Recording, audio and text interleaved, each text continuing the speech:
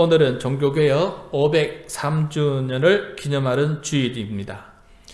우리가 개혁이라는 말을 쓰고 있는데 종교개혁, 혁명하고 개혁의 차이가 뭐냐? 누가 이렇게 쉽게 설명해 주셨어요. 혁명은 다른 사람을 쳐서 고치게 만드는 것이고, 개혁은 나를 쳐서 고치는 것이다. 참 마음에 와닿는 설명이었어요. 혁명은 다른 사람들을 쳐서 고치게 만드는 것이고, 개혁은 나를 쳐서 내가 변화되는 것이 혁명이다. 그래서 종교개혁이라는 것은 누구를 탓하고 치려고 한 것이 아니라 나를 쳐서 정말 하나님의 뜻에 순복하고 복종하는 삶을 찾아가고자 일어난 것이 바로 종교개혁이었다는 것이죠. 자, 그렇다면은 복종해야 할 하나님의 뜻이 그럼 어디에 있느냐? 우리가 복종하고 싶은데, 정말 하나님의 뜻에 복종하고 싶은데 그 하나님의 뜻이 어디 있느냐? 그때 중세 시대에는 교황과 교황청의 결정에 모든 것이 있었어요. 그러니까 성경 말씀은 뒷전이고 교황과 교황청의 결정에 따르는 것이 이게 하나님의 뜻이라고 생각했지만, 그 결정과 그 교리 속에는 정말 하나님의 뜻에 합당하지 못한 것들이 많이 있었어요. 그래서 종교개혁자는 우리가 하나님의 뜻을 어디에서 찾아야 되느냐? 그것은 바로 하나님의 말씀이 기록된 성경에서 찾아야 된다. 그래서 성경의 뜻대로 따르고자 성경을 향해서 돌아갔던 개혁운동이 바로 종교개혁이었다라는 것입니다.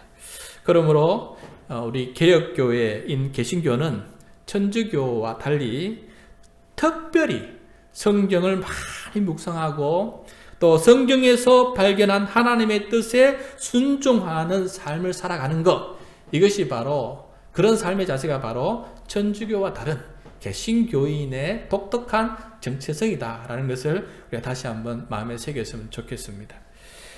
그 종교개혁자 마르틴 루트는 성직자의 손에만 있는 라틴어 성경, 성직자만 읽을 수 있는 이 라틴어 성경을 독일어로 번역을 해가지고 모든 성도의 손에 성경책을 갖다 주었어요.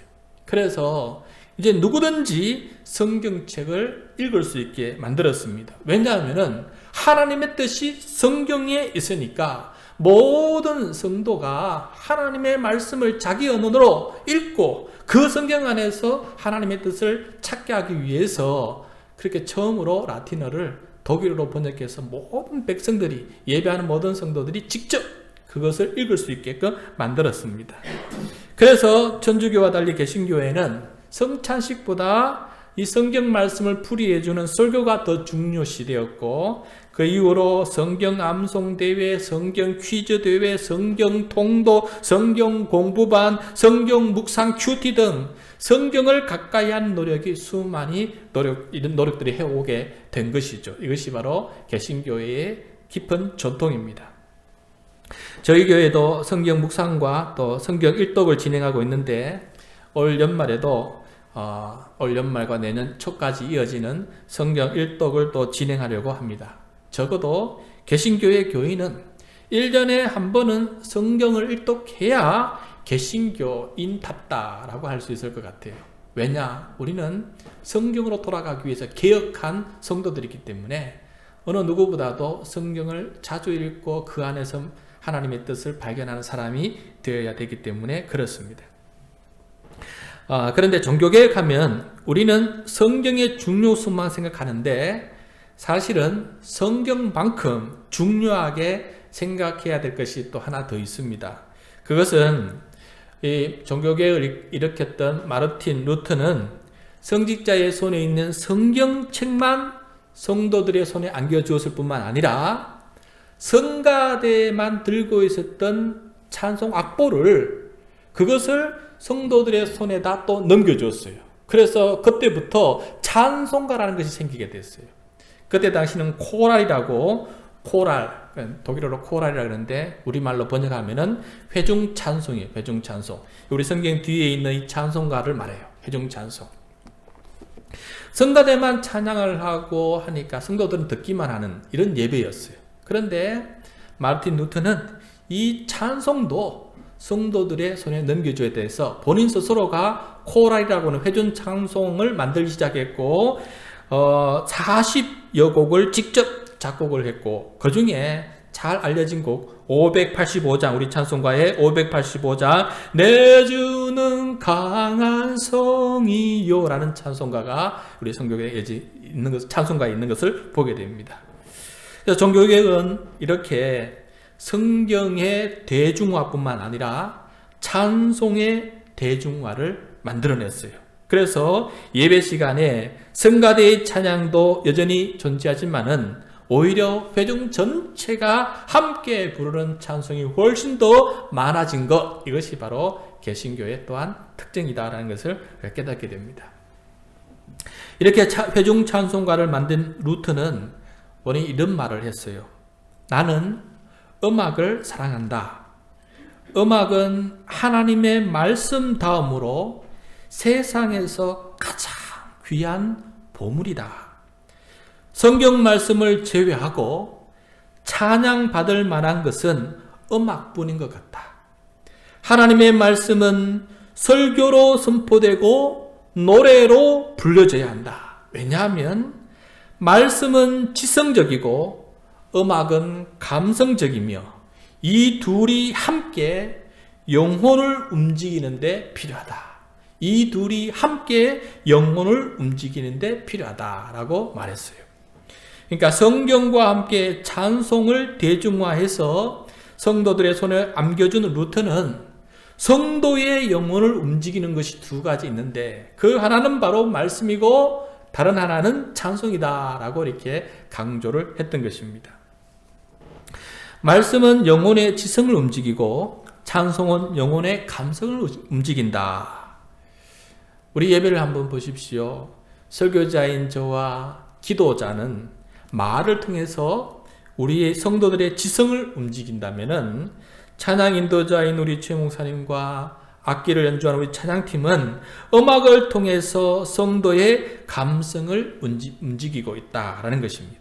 그래서 이렇게 본다면은 우리 교회는 종교 개혁의 두 가지 중요한 전통을 잘 이어나가고 있는 것 같습니다. 그래서 오늘은 개혁교회 성도들의 영혼을 움직이는 두 번째 요소인 찬송에 대해서 하나님의 말씀을 함께 경청하려고 합니다.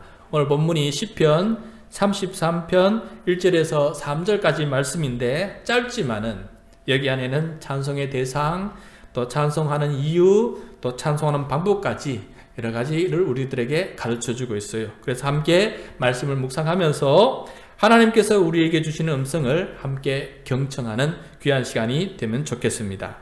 자, 먼저 찬송의 즐거움을 말하고 있어요. 찬송의 즐거움.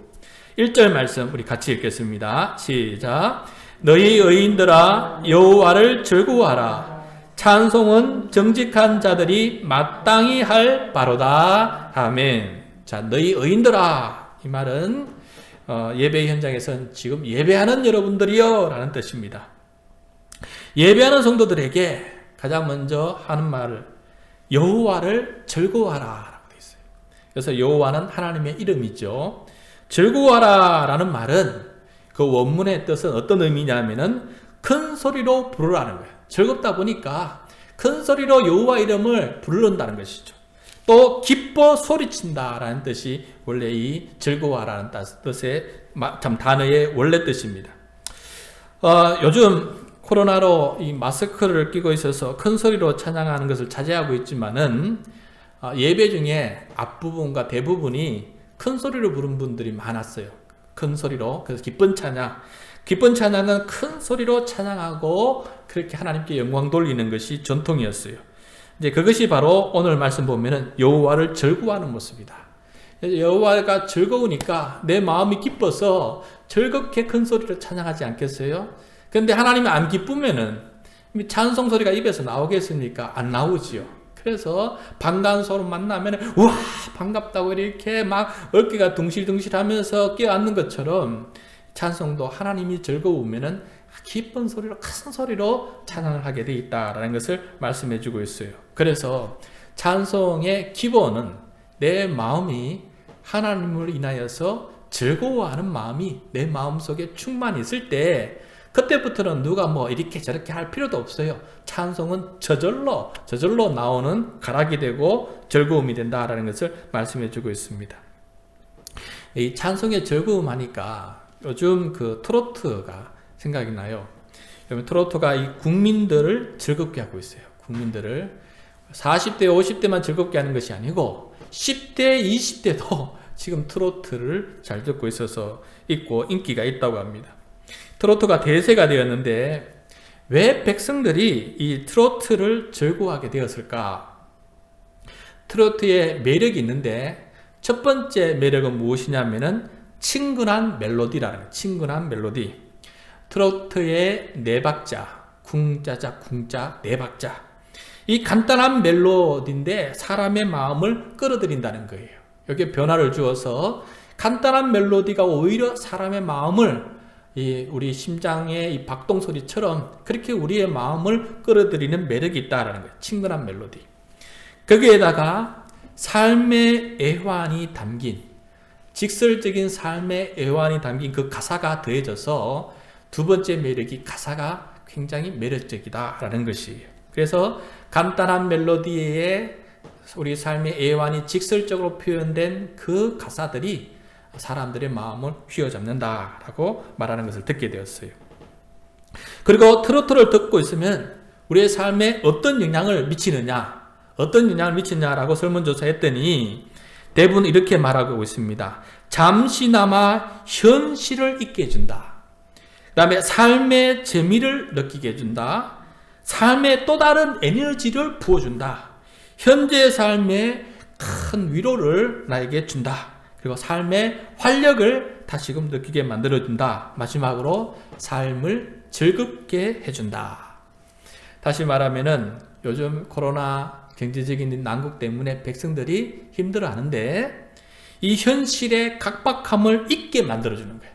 잊게 만들어주고 잠시나마 편안함과 위로와 활력을 얻을 수 있도록 이 트로트가 귀한 역할을 지금 이 국민들에게 해주고 있다라는 것이 그 설문조사의 평가 내용이었습니다.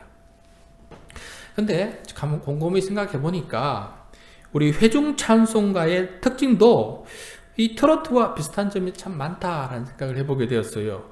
간단한 멜로디, 간단하게 반복되는 멜로디.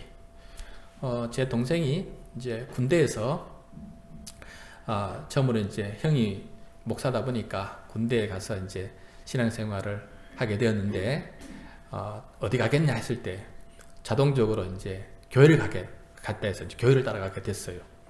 그래서 그 동생이 하는 말이 교회 가서 찬송가를 불러봤는데 와 이렇게 너무 간단하다고 너무나 간단하고 쉽다는 거예요. 1절 부르면은 나머지 2, 3, 4절 따라 부른다는 거예요.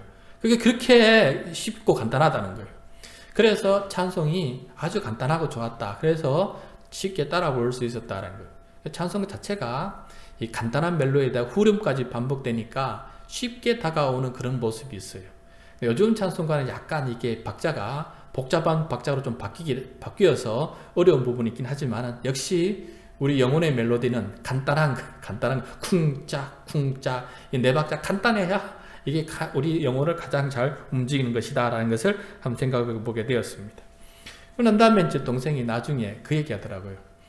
자기는 신앙생활 열심히 하지 않으면서도 저한테 전화해가지고 형 왜 그랬더니 이 쿵짝 신나는 찬송가 그만 CD로 쭉 이렇게 CD에 모아달라는 거예요. 그것만 쭉 모아다 가지고 자기가 운전할 때 운전을 많이 하는데 그때마다 그걸 틀고 싶다. 그러면은 졸리지도 않고 마음도 기쁘고 좋다는 거예요. 그래서 제가 이제 쿵짝쿵짝 빠른 계열의 찬송, 기쁜 찬송을 다 모아가지고 CD로 하나 보내준 적도 있습니다.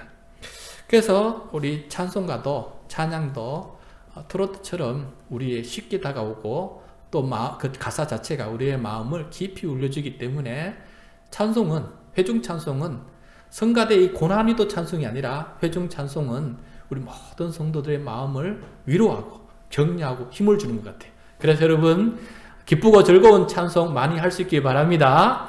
특별히 이 힘들고 어려운 시절에는 이게 좀 뭐랄까 가사가 좋은 찬양 그리고 또 박자가 좋은 찬양 이렇게 잘 들으면서 찬송이 주는 그 힘 트로트는 멜로디와 우리의 마음을 위로한다면은 찬송은 우리의 영혼을 위로해 주는 거니까 하나님과 관계를 더 친밀해지게 해주는 것이기 때문에 찬송을 통해서 그렇게 힘을 내시고 또 빠른 찬송, 좋은 찬송 많이 듣는 우리 성도가 되면 좋겠습니다. 저는 찬양 시간에 그 작은 변화가 일어나는 것을 설교 준비를 하면서 생각해보고 깨닫게 되었어요. 저는 매주마다 설교에 대한 부담이 큽니다. 그래서 예배가 시작하면은 이 부담이 잊혀지지가 않아요. 그런데 찬양 시간에는 제가 찬양에 집중하기로 마음먹고 찬양 가사에 집중해서 찬양을 하게 돼요. 그러다 보니까 하나님께 감사하고 하나님을 붙다 보니까 설교에 대한 부담감을 잊어버려요. 그걸 잊어버리고 오직 하나님께 집중할 수 있는 시간이 돼요. 그래서 그 시간 자체가 나에게는 위로고 평안이 되고 너무나 기쁩니다. 그러다가 우리 최현재 목사님 끝날 때 설교자를 위해서 기도합시다. 그리고 또 우리 대표 기도자가 이제 마지막에 또 목사님을 위해서 설교할 때는 갑자기 또 부담감이 싹 저에게 찾아옵니다. 그렇지만은 찬양하는 그 순간만큼은 모든 것을 내려놓고 하나님을 마음껏 찬양할 수 있는 그런 시간이 되어서 얼마나 감사한지 모르겠습니다. 그러고 난 다음에 이제 올라올 때에는 제가 살짝 찬양하면서 하나님께 찾다 보니까 하나님께 제 부담감을 살짝 나눕니다. 제가 하나님께 이렇게 말하고 올라와요. 하나님, 이게 지금 하나님의 말씀 아닙니까? 그러면 하나님이 말씀하셔야 되지 않겠어요? 성령의 역사가 있어야 되지 않겠습니까? 하면서 슬쩍 그 부담감을 하나님과 나누어 가지면서 이렇게 강단에 올라오게 됩니다. 여러분은 찬양하면서 여러분의 마음속에 어떤 변화가, 예배 중에서 찬양이 나에게 주는 영향이 무엇인가? 트로트는 이 국민 전체에 놀라운 영향을 주고 있는데 예배하는 우리에게 찬양은 어떤 영향을 미치고 있는가?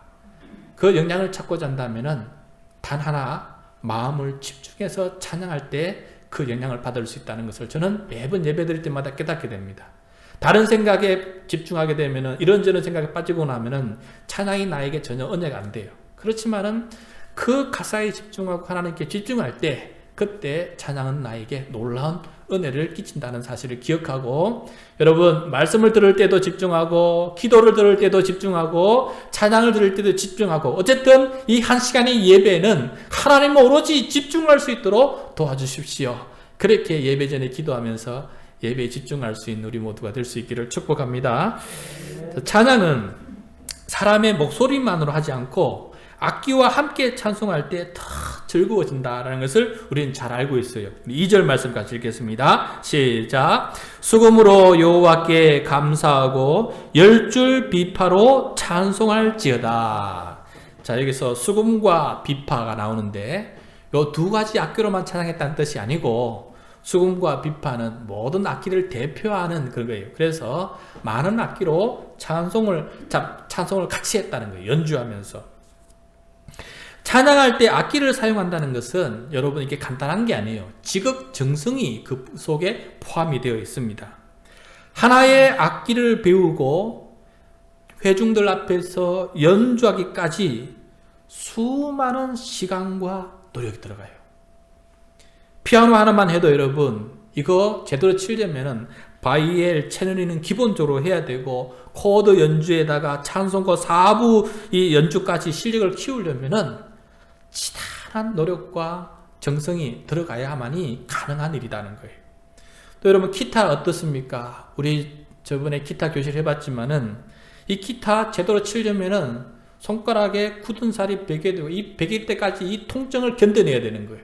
그런데 또 이 어깨도 얼마나 아픕니까? 근데 이 모든 것을 이겨나갈 때만이 이 앞에 연주할 수 있는 그런 실력이 되지 않겠습니까? 그래서 여기서 악기와 함께 연주한다는 것은 그 속에는 굉장한 노력과 정성과 그 헌신이 그 속에 포함이 되어 있다는 것을 우리가 보게 됩니다. 그래서 교회는 항상 음악을 하는 사람, 악기를 연주하는 사람을 키워왔고 또 필요로 했습니다. 악기를 연주하면서 찬양하고 또 성경에서 악기를 연주하면서 찬양하라고 성경에서 말씀하고 있기 때문에 더더욱 우리는 그 말씀에 순종해 왔어요. 그런데 악기를 연주할 때에는 어떻게 연주하는 게 좋은지까지도 오늘 말씀해 주고 있습니다. 3절 말씀 같이 읽겠습니다. 새 노래로 그를 노래하며 즐거운 소리로 아름답게 연주할지어다. 자, 연주할 때 아름답게 연주하라 라는 말을 하고 있어요. 그래서 아름답게 연주한다라는 뜻은 즐겁게 잘 연주한다는 거예요. 즐겁게 잘 연주한다. 이거는 연주하는데 연주가 어느 정도 수준이어서 자유롭게 연주할 수 있다는 것이. 그래서 앞에 즐거운 소리와 아름다운 연주 이 두 가지를 보면서 찬양 악기를 악기를 연주하는 사람은 두 가지가 겸비되어야 된다는 것을 말해주고 있는데, 첫 번째는 즐거운 소리로 영혼이 먼저 즐거워야 돼요. 악기를 하는 사람도 영혼이 즐거워야 돼요. 영혼이 즐겁고 하나님 앞에 기뻐야 그것이 그 연주에 담겨지게 되는 거예요. 연주에 담겨져서 함께, 비록 연주하다 바빠서 찬송은 제대로 못한다 할지라도 그 연주 자체가 하나님 앞에 올려드리는 즐거운 나의 몸짓이 되고 하나님 앞에 산 제사가 되어야 된다는 거예요. 그 다음에 연주가 아름다워야 된다. 아름답다는 것은 우리도 보면은 기타, 피아노, 키보드 이걸 아름답게 연주하기 위해서 다른 사람보다 30분 일찍 와서 서로 맞추어 보는 거예요. 맞추어 봐서 연주가 아름답게 성도들에게 아름답게 들리도록 그것을 서로 조율해 가면서 맞추면서 하는 거예요. 이것처럼 아름답게 연주가 되어질 때 성도들이 찬송을 안 해도 그 음악 소리만 들어도 이게 참 기분이 좋고 위안이 되는 것입니다. 그래서 이 연주자들이 특별히 하나님 앞에 헌신되고 특별히 하나님 앞에 아름다운 모습으로 연주될 때 그 찬송이 2배로 3배로 더 큰 은혜가 된다는 것을 성경에서 말해주고 있어요. 그래서 여러분 이 시간 우리 기타로 피아노로 키보드로 우리의 찬양을 더 힘있게 더 멜로디가 있어서 기쁘고 즐겁게 또 때로는 더 깊이 찬송이 들어갈 수 있도록 하나님께서 우리 교회에 귀한 찬양팀을 세워주신 거 감사하지 않습니까? 하나님께서 이후로 더 은혜 주셔서 즐거운 소리로 아름다운 연주로 하나님께 영광 돌리는 우리 찬양팀이 될 수 있기를 축복합니다. 그 다음에 새 노래로 찬양하라 라는 말이에요. 3절에 보면은 새 노래로 그를 노래하라 라는 말이 나오는데 귀한 말씀인데요. 우리가 꼭 명심해야 될 것 같아요. 먼저 새 노래라는 것은 말 그대로 새롭게 작사되고 새롭게 작곡된 노래를 뜻하기도 합니다. 시편을 보면은 시편이 한 편이 아니고 150편이 있어요. 그죠? 그걸 보면은 막 하나님을 찬양하기 위해서 새로운 시, 새로운 찬양곡을 계속해서 만들어내었다는 것을 우리가 알 수가 있어요. 우리는 찬송가 이 600곡만 있는 것이 아니고 복음성가에서 수천 곡의 곡들이 매번 나오는 것을 보게 돼요. 왜 그러냐? 새로운 상황에 또 새로운 시대에 새로운 또 정신에 맞게끔 성도 사람에 맞게끔 새로운 곡들을 통해서 우리의 마음을 더 잘 표현하는 곡들을 많이 만들어내게 되어서 하나님을 더 잘 찬송할 수 있게 만드는 것 같아요. 그래서 여러분 우리도 새로운 찬양도 많이 배우고 또 새로운 찬양에 대한 너무 지나친 거부감을 가지지 말고 잘 배우면은 그 곡을 만든 그 곡을 만든 사람의 신앙 고백까지 들어가서 이렇게 해서 찬양을 만들었구나라는 것을 이해하면서 새롭게 늘 하나님 새로운 마음으로 하나님을 찬양할 수 있는 우리가 되었으면 좋겠어요. 그 다음에 두 번째 새 노래라는 것은 또 다른 의미가 또 있어요. 그것은 노래가 새로운 것이 아니고 그 노래를 부르는 내가 새로운 마음을 가진다는 의미가 또 있어요. 같은 노래이지만은 새로운 마음으로 부를 때가 바로 새 노래를 부르는 것이다 라는 것을 말해주고 있습니다. 하나님의 은혜를 새롭게 깨닫고 그러면은 똑같은 노래인데도 새로운 마음으로 더 깊이 그것이 찬양이 되는 것이에요. 여러분 예레미야애가 3장 22절 23절 말씀 있는데 우리 화면을 보면서 같이 읽겠습니다. 시작. 여호와의 인자와 긍휼이 무궁하심으로 우리가 진멸되지 아니함이니이다. 이것들이 아침마다 새로우니 주의 성실하심이 크시도소이다. 아멘. 자, 지금 전쟁터, 나라가 멸망하는 전쟁터에 내 목숨이 간당간당하는 그런 상황이에요. 전쟁터에서 아침마다 태양이 떠오르는 모습은 나에게 너무나 새로운 태양이에요. 어제 죽어가는 시체들을 보면서 내가 살아서 오늘 아침에도 저 태양을 볼 수 있다. 아침마다 너무 새롭다는 것이 가슴에 와 닿는 거예요. 그러니까 이 새로운 아침을 맞이하는 이 마음은 새 마음이에요. 늘 똑같은 하루고 반복되는 하루지만은 그러나 새롭게 떠오른 그 태양이 나에게 너무나 새롭게 다가오는 거예요. 그래서 아침마다 새롭다라고 말씀하고 주의 성실이 아침마다 새롭게 나에게 느껴지고 다가온다라는 것을 말씀해 주고 있어요. 그래서 우리가 찬송할 때에는 지난 한 주간을 바라보면서 하나님께서 나에게 베풀어 주신 그 은혜들이 새롭게 내 마음에 다가올 때 그때 부르는 찬송은 다 새 노래처럼 나에게 다가오는 거예요.